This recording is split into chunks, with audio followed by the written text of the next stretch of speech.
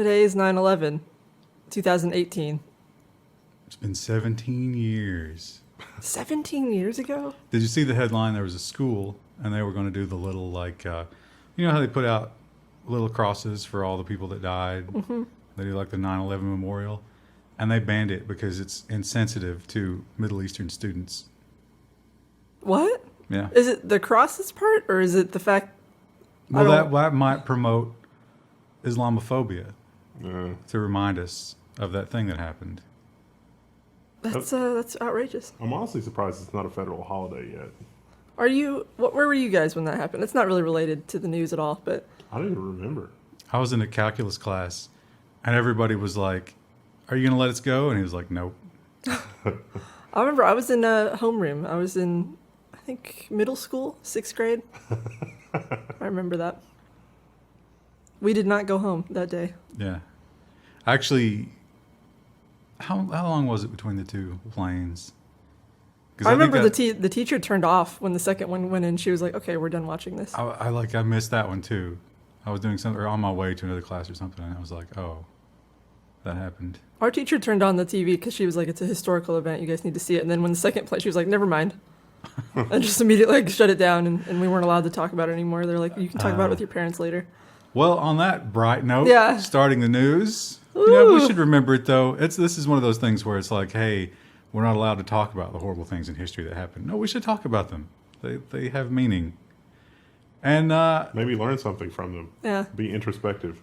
So that we don't repeat the past. For example, if we were to, let's say, elect a lobbyist to be a politician that controls the thing that they lobbied for. A lobbyist that plays a role in government. Oh, that doesn't. Verizon That would never lobbyist happen. is running for the New York Attorney General. Isn't New York one of the states fighting tooth and nail against the FCC's shenanigans? Not just the FCC, but Verizon.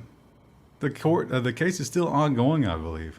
Now, everybody will remember Tom Wheeler. Tom Wheeler, I think, he's been whitewashed. I think it's a case of those coming behind him are so bad. It's kind of like, did you see George Bush made some statements? And he was like, "I don't think that any president could have made me look better than Donald Trump." Because Oh yeah, people love Joe. They're like, "I would love to go back to George W. Bush." I now. remember when Bush was president, the Everyone hatred hated for him was so powerful. And we don't even remember the bad times with Bush.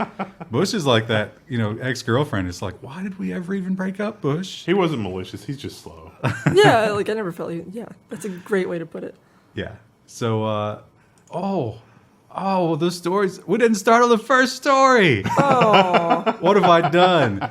Well, now we got to keep going in this order because the next story rolls into that one. But yeah, Tom Wheeler was a lobbyist before he became FCC chair. He's in charge of the cable lobby.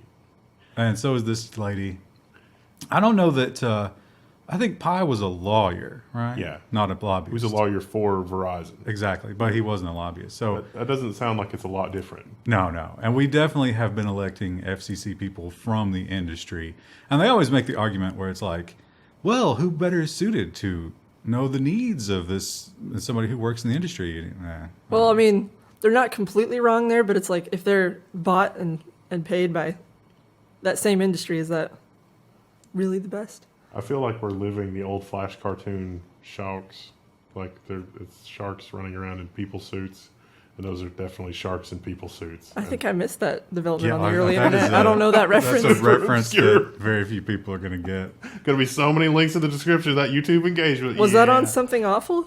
No, it's Probably like a really old. Newgrounds thing, wasn't it? Yeah, it's like Yeah. it's from the Homestar Runner era. Oh, okay. It Before YouTube was even the cool place to watch things. Oh on yeah, the internet. YouTube wasn't a thing until what, It was so 2007? funny. The main character had a speech impediment, and it was like South Park almost, where it was a bunch of kids, but they had been clued into like all the problems in the world were because there were sharks wearing people suits.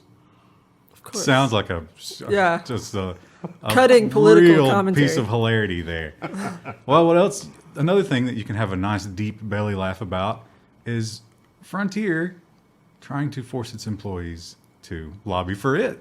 Frontier is a telecommunications company here in the States, and they're telling employees that this net neutrality bill in California is threatening them, and they're going to lose their jobs and blah, blah, blah. No, you're being falseful here. Falseful, is that even a word? No, probably not. Falseful. But They have a ready-made letter you can sign. the letter does not come out and say that their jobs are threatened. It strongly implies. It's the It is. implication. There is quite the implication.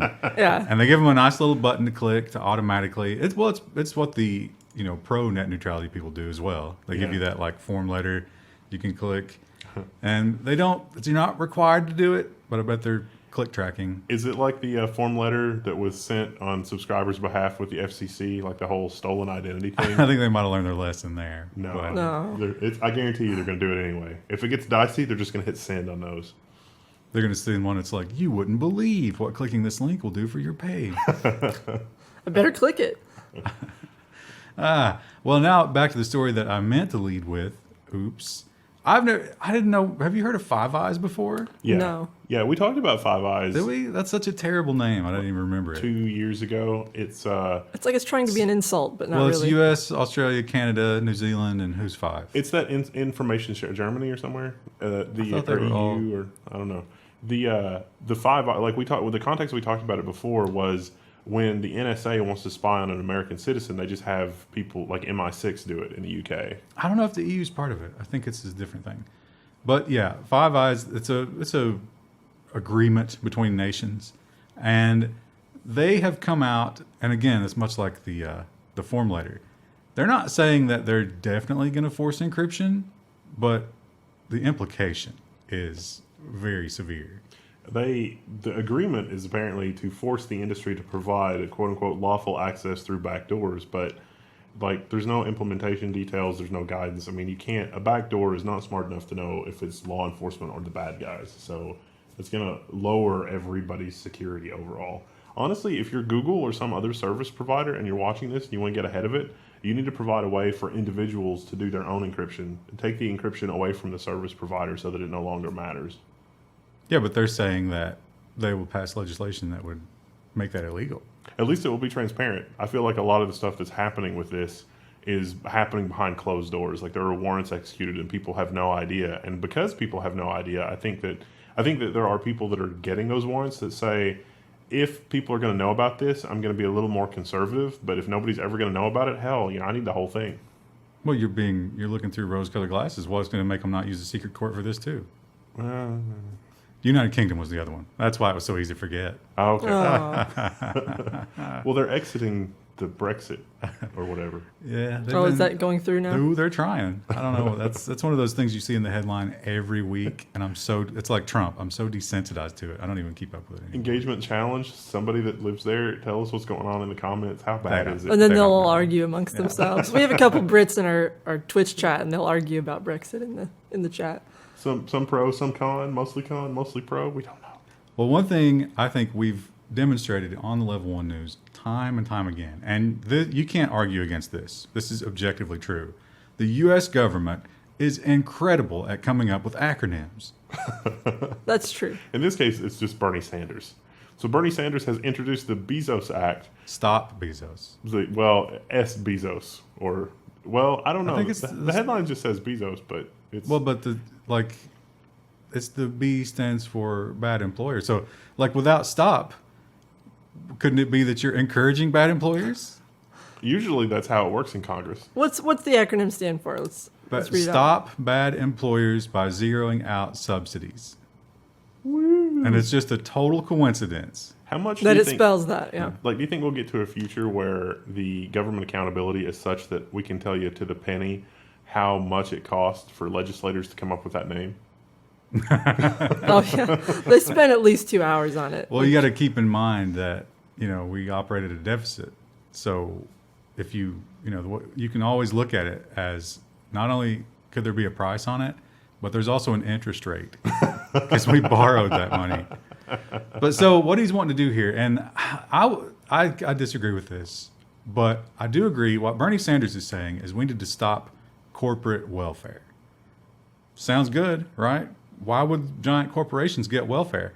But that's not really what this is about. What he wants to do is he wants to take every employee that works for Amazon or Walmart. Walmart is also being targeted here, but I guess Walton didn't fit in with the. They tried. That actually took another 2 hours. They realized they couldn't put a W in, and they're like, oh, never mind. But if you are on some sort of welfare and you work for one of these companies, he wants to tax that company whatever the government is paying for your welfare. So, in other words, if you work for Walmart, but you don't make enough money that you qualify for like food stamps or some other assistantship program, whatever the government is paying to assist you with that, they would turn around and then tax your employer. And you think, oh, will that go to me? No. No, that'll go to the government, who will then spend it on munitions. Man, think how great that'll be for them. Good news. Liberating Venezuela. No. Now, we will talk about, here's a tease for the next episode of Level 1 News. We will talk about repulsive corporate welfare, real corporate welfare in the telecom industry in the next episode of the Level 1 News. What Sanders is talking about is not corporate welfare. No, the telecom industry is probably approaching $1 trillion if you go back to the 80s. Oh, but it's way more than that. Because they get the tax breaks too. Oh, yeah, if you count the... Now, I bet Amazon does get some serious tax breaks, but that's what you sure. should be going after. Yeah, well, Amazon gets tax breaks coming and going because, like, they were putting warehouses and stuff in. And it's like, hey, we'll put a warehouse in your state and give you a bunch of jobs, but we want a sweetheart deal on the taxes.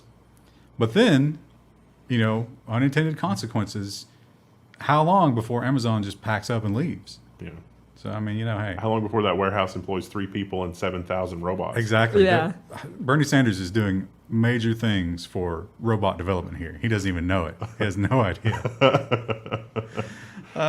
Well, the Justice Department also came out this week, and this is a very nebulous announcement. It doesn't really, they don't go into a lot of details, but they're saying that social media companies are hurting competition. Now, I read this article twice, and this is from Market Watch, and so maybe this is people that know what they're talking about. I don't know. But if you read through this, it's like, well, there's not, the gist of it to me seems to be that there's not a lot of social media companies. And because of that, maybe there's some kind of collusion or stifling competition, blah, blah, blah. And then it occurred to me, what if you reread this and substituted social media companies for just old guard media companies? Like Sinclair Broadcasting and things like that. It would seem to me that if the DOJ is going to make this argument about social networks, it applies equally, if not more so, to Disney and Sinclair and... The other one that controls everything. Yeah, I mean, that seems kind of odd. You mean those same companies who are threatened by social media taking over? Yeah, so it's what's going on here, fellas? Now, this came in light of the Twitter hearing that we had this week, where Jack Dorsey was forced to explain himself. We actually have 2 versions of this story in 2 different sections, I think. But that's good. It's been a slow news week. This wasn't a story about the hearing per se. Oh, okay. But that's just like... It's a teaser. It was the topic du jour. So the DOJ was like, oh, let's make a statement about that. Yeah, I don't think much of any consequence came from the Twitter thing, except for they finally banned Alex Jones. Yeah. And... So, in other words, the DOJ statement is we're keeping one of our 5 eyes on you, social media companies. Well, when they do keep their eyes on you, it's going to be easier than ever, thanks to some new IBM technology. This is amazing. So, IBM has gotten with the NYPD to use the NYPD surveillance footage to develop technology that lets police search by skin color. It's literally that scene from Family Guy where he's at the border and the Border Patrol guy holds up the card that it's like, these are the okay colors, these are the not okay colors. We now have an algorithm for that. Look at this header image. I was like, hey, Bob, bizarre, yeah. We need like an animated image to talk about capturing skin color. He was like, bro, all I got's MS Paint. Let's make a GIF. And a VCR, apparently. Yeah. A VCR from the 80s. Yeah, so it's not the skin color is the headline. That's like what are they doing? Oh, that's racist. But it also does clothing color and hair color and a variety of other tracking metrics. It's very sophisticated. Taxpayers in New York City that are paying 50% in taxes, apparently a portion of that is going to maintain this vast video archive of video footage going back for years. And that footage is being given to IBM, who is not the government, to train this particular algorithm. Neat, huh? Going back to 2012. Oh, dear. What has gone wrong here? Yeah. Unfortunate. Oh, we're being asked to help shape our Engadget experience. We don't really want to. I would prefer not to. There's no close button. Oh my gosh, it just stays up. Our next story is about We can't even read it. tech companies giving assistance to lawful requests from law enforcement. Oh, it's got validation on it. This too. is the worst can we UX. just- They're like, we need to improve our UX. How do we okay. do that? Okay, you can just reload it. A non-closable window. Crisis averted. Apple is creating an online portal for law enforcement data requests. Now, you might remember Apple from last year where they were like, no, we're not going to decrypt our iPhones. You may have heard of Apple. Yeah, they're kind of a big deal Hardware in the tech company industry. and software. We don't have a lot of stories. Small we indie We company. got to fill it up with nonsense. Yeah. But this, I mean, it sounds bad, but really all they're doing is just sort of streamlining the process because they're getting so many demands from law enforcement. And this might actually give users who are being inquired about some transparency, but probably not. No. Knowing Apple, No transparency. do you think they'll create a portal for tracking Chinese dissidents? Yes. But they won't be transparent about it like China has been, which is weird. It'll have that nice like rounded corner animated GUI that Apple is known for, where you can drag and drop your dissidents into into the raid list. What do you think? What do you think the algorithm will score you for being the wrong color? Like how much do you think that'll be weighted? Well, I mean, there's not a lot of differently colored people in China. I mean, compared to the U.S. So, are we talking about just different shades of Asian? Yeah, well, I'm thinking that What is wrong? Which side of the spectrum is better? they're going to be the ones Yeah, that Wendell. said that. I don't, Yeah, Wendell. Tell us. I'm thinking that in 2 or 3 years, when this reaches fever pitch epidemic, that they're just going to use genetic information and genetic markers instead of skin color. It's like, no, we don't use skin color anymore. We use your genetic profile. Is that supposed to like Yeah. make it sound more scientific, like when they used to do like head measurements and it was like, listen, it's science. Yeah, People with exactly. larger heads, smarter. You get on the subway and you grab like the little handhold thing, you feel a prick, and you're like, what? Oh, it's the subway AI. It doesn't know my genetic makeup yet, so it's testing. Yeah, it's coming. It's going to test your blood. And you know who else might need a blood test after this week? I bet you heard of this one. Well, it's been all over the internet. We've actually toned down the Elon Musk news this week, but Jesus Christ, it's like every week he just it's like he's watching the Level 1 news and is like, all right, my time in the light to shine. It's You like, classic what do I need to Elon do? Musk. He's a big Level 1 fan. He's bought half the stuff in our store. I don't think he'd be a fan. No, I don't think so either. But this one, this is kind of a non-story. We'll go It ahead really and is a admit it. non-story. But it's funny because everybody knows that Elon Musk smoked a joint this week on Joe Rogan's podcast. Yes. Yeah. Well, actually, it was a blunt. I'm sorry. Someone will correct me for that. What's the difference?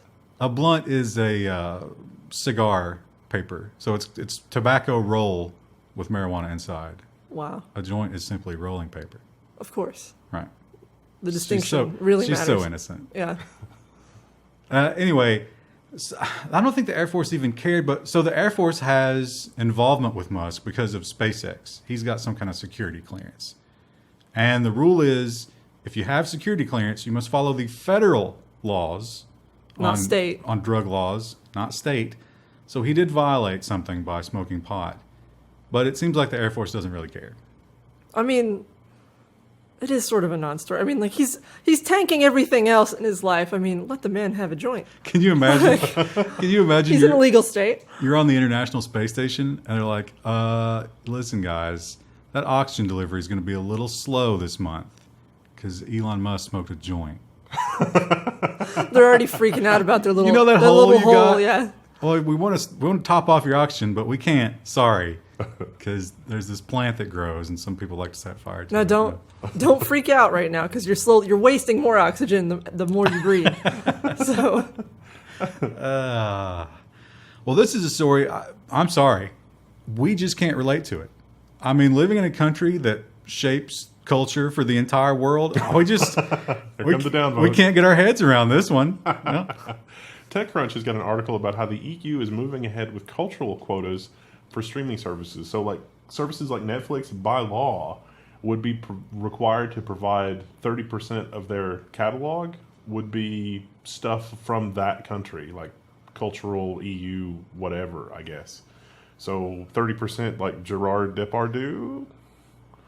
Well, but not if it's produced in the U.S. It's got to be like pure French Yeah. production. Gerard Either Depardieu would Doctor not be Who and produced anywhere Sherlock else. need to be on Netflix now to like get a.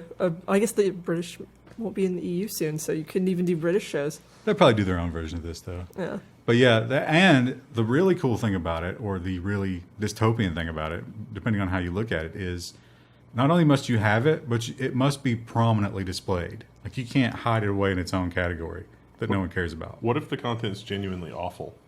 Doesn't I matter. mean, it doesn't. Yeah. It's a great time to be a French documentary filmmaker because Netflix is going to take whatever crap you throw at them because they got to hit that quota. They've got surprisingly, they have a lot of Asian dramas on there, Yeah, yeah. and it's like, well, aren't the Korean soap operas Yeah. super popular? yeah, they're all over Netflix. But I've not seen anything like there's not like Bulgarian soap operas on Netflix as far as I'm aware.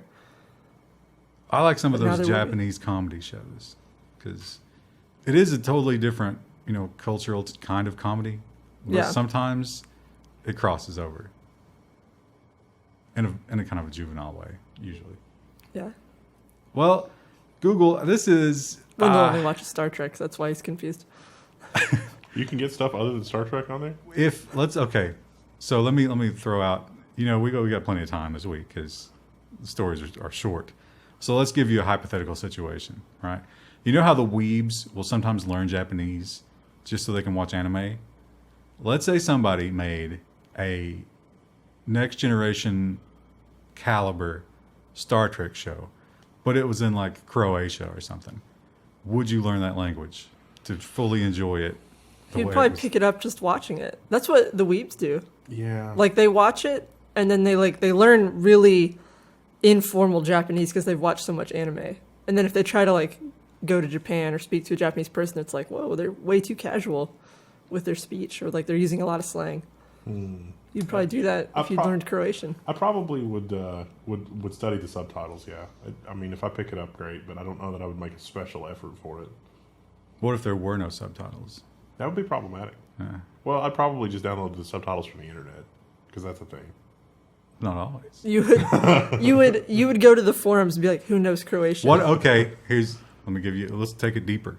Let's say there's something really philosophical, because some of those Star Trek episodes, they got a little heavy-handed with that stuff. And there's like there's a split, there's a schism among the fan subs. One thinks it means this, the other thinks it means this, and you have to know. It would take me years to learn the language well enough to understand the subtle aspects Differences. of it. Yeah. It's just, that wouldn't be fun. Probably wouldn't be fun. I don't know that I would enjoy that. Maybe. Do you have like a language learning module in yourself? Do you feel like you pick up languages well, or? I did. I had to study French and Latin, so I did okay. Like, I couldn't do the pronunciation, but I could read okay. I mean, it was like hillbilly French. It's really terrible. Well, we talk about, this is not really a new story. Google will usually let you know, eventually, when they're allowed to, that you're under investigation. And recently, they've let a lot of people know, well, dozens, that they're under investigation by the FBI. This appears to be related to people that bought remote access tools from a questionable forum where things like hacks are sold. But at least one of the people targeted by the investigation bought it for their own internal use. Well, it's not illegal to buy it.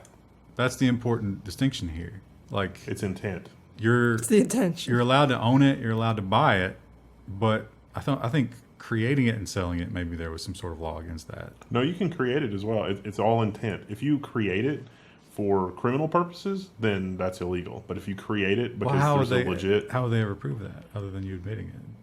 you have to say that you're a criminal, or you have to be interviewed, or they have to say. Well, they got the creators, I think, on something. Yes. Well, it's so you have communications that it's really a messed up situation. So like somebody will show up and say something like, "Hey, can I use this to like monitor my mom?" And it's like, "Yeah, I guess." And it's like, "Hey, can I use this to monitor my coworker?" And it's like, "I mean, I guess if you want to."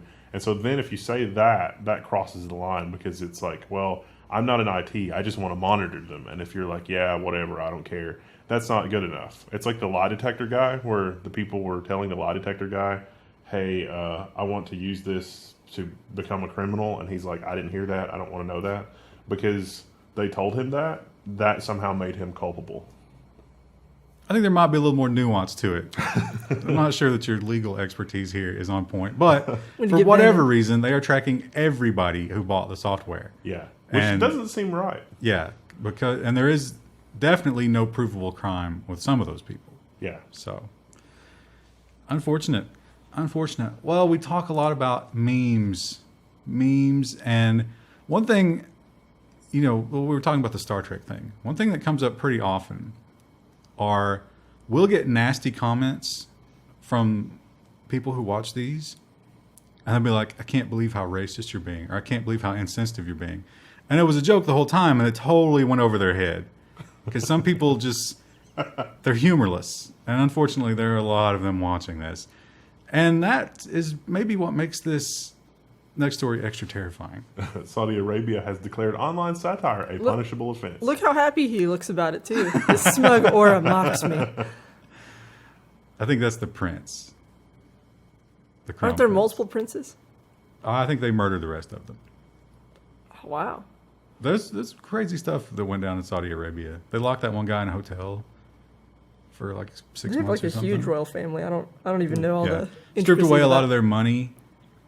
I don't know enough about that to go into it any further, but we can talk about this story, which is 6 months, I think it was, and a hefty fine for anything. Let me read this. Ridicules, mocks, provokes, and disrupts public order, religious values, and public morals through social media will be considered a cybercrime. 5 years. Oh, it's not 6 months, it's 5 years. And 3 million rials, which is $800,000. Woo! Yeah. Oh, yeah, that's Mohammed bin Salman is that gentleman there. That seems kind of not good from a human rights standpoint. Well, it's pretty open. I mean, you could fit almost anything. Yeah. You could fit everybody's tweets into one of those categories if you really wanted to. If it were 1776, the Federalist Papers would totally be in there. So, yeah, be careful what you tweet or in post. Saudi Arabia. I would delete my account, honestly. Yeah. Yeah, it's not worth it. Listen, everyone needs to see that picture of Beyonce yelling at her foot, and I had to post it. Africa's taking a slightly different tack than making satire illegal. Then it's catching on. This is one of those really unpopular pieces of legislation that other nations look at and they're like, ooh, I'll have some of that. Benin is the you think that's how that's pronounced? I don't know. Benin. I don't know. They're taxing the internet, but it's mostly just social media that they're taxing. It is, what was it, like 0.008 francs, whatever that amounts to, per megabyte when you're using Facebook, WhatsApp, and Twitter, but also 5% fee for texting and calls. I like to imagine, like, what's the next social media hit? Do you have to have a certain number of users before you get into that tax bracket where everyone has to be taxed for using it? It's completely arbitrary. Yeah. They just decide. So, yeah, that's one of those things where, it's like when you're Twitch streaming or, doing something online and you get that first spam troll, you're like, oh, I've made it. I got my first spam troll. They care enough to try and deceive these poor people. So, yeah, it's a good day when you get that letter. It's like, hey, we're going to start taxing people for using your service. But they mention, actually, they mention all the other countries in Africa that have done this. And, here we go. Zambia, Uganda, Kampala. I think there was one more. But anyway, yeah. Lots of African nations now taxing the internet. And the people there we looked at, what was it, Uganda we looked at? And it was something like 13% of your annual salary would go to internet tax. If you wanted to blog. Right. Yeah. Oh, yeah, if you want, I remember that story. Seems like a great way to not be on the internet and to keep the status quo. Well, you know who else is on the internet who maybe shouldn't be? Old people. There's not really a lot here. West Virginia is offering cybersecurity training to the elderly. This is a program in some like community colleges, from what I gather. Well, it's publicly funded. That's why it's in the government section. I thought there was more to it when I added it, and it's like 2 paragraphs of, they call it cybersecurity. Maybe a misuse of that buzzword. Yeah. Yeah. Because basically what they're teaching them is like, Don't click on links. Not every download button is the download button that you want. Listen, I know you're lonely, but don't reply to the spammer. Oh, yeah. Don't click the ads. Training over. This young girl on Tinder, she did not really want to talk to you. There aren't hot singles in your area. You live in West Virginia. Oh, Wow. They're cutting the downvotes. Well, Harsh. listen, we're from And Kentucky. I mean, we know. talk about a glass house. Yeah. Throwing stones here over the border. Well, do you remember Wannacry and a litany of other terrible hacks that have happened? We've been blaming North Korea all along. And I'm one of those people who's like, really, North Korea? Is that just an easy scapegoat? Well, the DOJ says, no, we know exactly who he is, and we want to charge him. Yeah, the DOJ has announced charges against the North Korean hacker for the Sony and Wannacry cyber attacks. I tried to go down the rabbit hole a little bit on this. So the guy, the guy that they got is a North Korean national, but he apparently worked for a company that was a joint venture between North and South Korea that had something to do with the lottery. Like they got this company together, and it was going to be like this lottery between North and South Korea, and it was some kind of joint venture, and then South Korea broke it off, but North Korea kept it going and then turned it into a cyber intelligence company or something. And What? Then, yeah, it was really like, the more I read, it was just like, this is crazy. I don't even know what's going on here. So he was apparently one of the people that worked for that company, which is how he got funding. And these hacks are something that happened as a result of that. We'd also worked in China. They found several real jobs that he had had. And he had been to China and North Korea and one other company or country. I think it was in Europe somewhere. But he had been all over. And you get the idea that he's just a talented guy. He's not necessarily an evil North Korean hacker, but the government found out he was a talented North Korean guy, and they were like, hey, do some hacks. And he was like, hey, whatever, man. Or your So family pay the will be bills. destroyed. Yeah. You don't say no. I wonder if that's a mitigating factor. It's like, the feds pick you up and it's like, they're going to kill my family. The United States government's like, yeah, that's not our problem. Yeah, probably. Well, if he's smart, he just never leaves again. Well, they announced his name in the papers. They're probably already dead, if that's the thing. Oh. No, he's too valuable. He's locked up, and him and his family are locked up underground somewhere, and he's, coding furiously to try to keep them alive. Wannacry 2, Electric Boogaloo. He has to find he's got to repeat the Sony hack every year from now on, or somebody loses a finger. Speaking of people losing a finger, let's talk about the Intel supply chain. Or lack thereof. Seems like, now this is from I like how semi-accurate this website. They are so salty that people keep stealing their stories in this article. Yeah. But they came up with this there was a webpage that was accidentally left unprotected from a reseller. And HP. they were really, really upset that Intel could not deliver. HP Enterprise. HP Enterprise is literally saying, look, we can't get 14 nanometer Xeons. You're going to have to deal with it by selling more Epyc CPUs, which I'm sure is not bad news for AMD. I bet somebody got a really angry phone call from Intel. Yeah. It's like, well, I don't know what Now, you expect us to do. Considering all those facts, do you think it was truly a mistake that was left unprotected? No, I don't think so. Historically, HP has not cared. This is not a high enough margin thing for HP to really worry about it. But I do think that Intel had set up production for a lot of 10 nanometer stuff, and because they were just like, oh, we just need to figure out the right ratio of like arsenic and silicon, or arsenic and some other compound, or gallium, or whatever they're adding to try to make it work. And so I think that there are probably rooms and rooms full of stuff set up for 10 nanometer. 10 nanometer is not going to come. So I don't think it's going to take them very long to retrofit that 10 nanometer stuff into 14 nanometer production, because it looks like they're producing chipsets and other stuff at 14 nanometer, which would make zero sense if they're having Xeon production problems at 14 nanometer, because you can make the chipsets on the older processes. So I don't know what's going on there.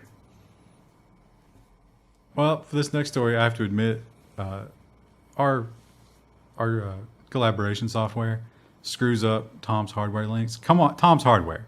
Take the dots out of your Commas. links. Come on. Commas. No, it's not a comma, is It's it? a comma. The commas in the URL are not good. We put all of our news stories in a giant post at the beginning of the week, and then Oh, as we yeah, see it is new a ones, we comma. add them. And for whatever reason, Tom's Hardware URLs always mess up. Disgusting. It's some kind of internal tracking thing they're adding there, a number. But anyway, I didn't read this one. Not related. Amazon has announced $55 Athlon 200 GEs with Vega graphics and a second generation Ryzen Pro. So Ryzen Pro is aimed at business users. It's Ryzen CPUs, but they are what is said to be business stable, which means that a company like Dell or HP can make a Ryzen-based computer from every year for the next 3 years or 5 years or whatever, and it's stabilized. But the news here is really that you can get, like, OEMs have the ingredients necessary to build cheap OEM systems, which honestly is how Intel makes a lot of money. So if AMD is able to get any kind of market share here, that's just going to be good for AMD. And $55 CPUs, it's pretty capable. 2 cores, four threads. It's meh. That's pretty meh. Yeah. Vega graphics. It's a glowing recommendation from Wendell. It's Yeah. Well, it's Listen, for business machines. I mean, it's pretty good for those. it can do all those really important business critical things like Facebook, Imager, Reddit. Probably 20 or 30 Chrome tabs. Honestly, the more expensive component of the machine is going to be the SSD and the RAM. Well, the big story of 2016 and some of 2017, not the big story, but a big story, was Volkswagen. They cheated. They tested their cars' emissions, and the cars were built to detect the test and lie. Now, that's a disgusting thing, and hopefully we don't see that in any other industries, because it's pathetic. Oh, wait, it's happening with mobile phones. Huawei and Honor, or their phones are detecting benchmarks and giving erroneous results, and Anantech figured it out. Yeah, so they detect popular benchmarking software, and when they do, they take off all the thermal and power limits, and they just rape your battery for everything that they can to try to boost those benchmark scores, and it works really well. Anantech confronted them about it, and they didn't quite admit it, but they certainly didn't deny it. Why? Why has the mobile phone market gotten so competitive for stuff like that? Or do people? I mean, I guess you think it's Fortnite on phones that are driving that. I think it's reviewers because maybe it's just people that I see on YouTube, but like there's a lot of mobile phone reviewers and people who are looking into that thing, and it's like if one of those guys pans your phone, then you might not get as many sales. Well, I don't think the normies go that far. Oh, they do. You think? Oh yeah, some of those like mobile phone review channels have like hundreds and thousands of Now, subscribers, they more talk- than us. They talk about the Chinese market is apparently very sensitive to these things, and that's one of the things they blame for that.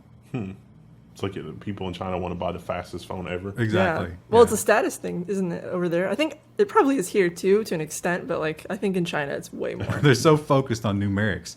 You got your social score, you got your phone score. Here, we think 1/3 is smaller than 1/4. So Are you talking about the quarter pounder? Yeah. Yeah. Burger King tried to do the third pounder and it failed because people America. didn't understand. Americans are so dumb. Numerics just don't really matter here. I think it's one of those things where it's like we don't live in a more violent world. We live in a more news heavy world. Yeah. So it's not that Americans are that much stupider. It's just that our stupidity is out there in everybody's face constantly. Maybe. I don't know. Well, one thing about America, we love sugar.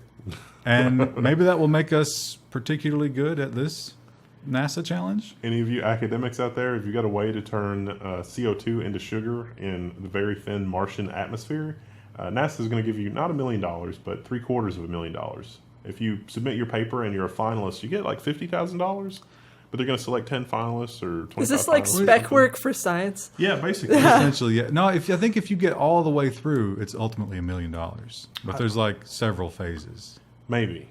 You don't have to win all the phases, but if you did win all the phases, you'd get the $1 million. Oh, okay. It will be a total of $1 million. The final prize is just shy of Do you $1 think million. that they'll do So- like profiles on the scientists and it's like vote for your favorites now on your phone? Like, Here's what they think that Mars pioneers are going to be living in. like a little mushroom? And they need a way to turn that thin carbon dioxide into sugar so that people can eat. That's going to be a poor diet. I was gonna say it seems like such a bizarre thing to be looking for. Well, they but- talked about how, because sugar can be used to start fermentation and all that. There's a lot you can do with sugar. So they figure if they have that as a building block, they can take it other places. Oh yeah, you can do biofuel. Yeah. Yeah, a lot of exciting stuff. That's the end of the first episode of Level 1 News. Woo! Yay! I wonder if we got our Patreon podcast up by now. I doubt it. No, I don't think so. I didn't post it. I don't Well, think that's it's been coming. done yet. So But thanks to our patrons. Maybe by the time they see this. no, maybe. All right. See you tomorrow. And don't forget our exciting follow-up. What was the story we were going to talk about? Oh, real corporate welfare. Oh, that's right. Woo! Yeah.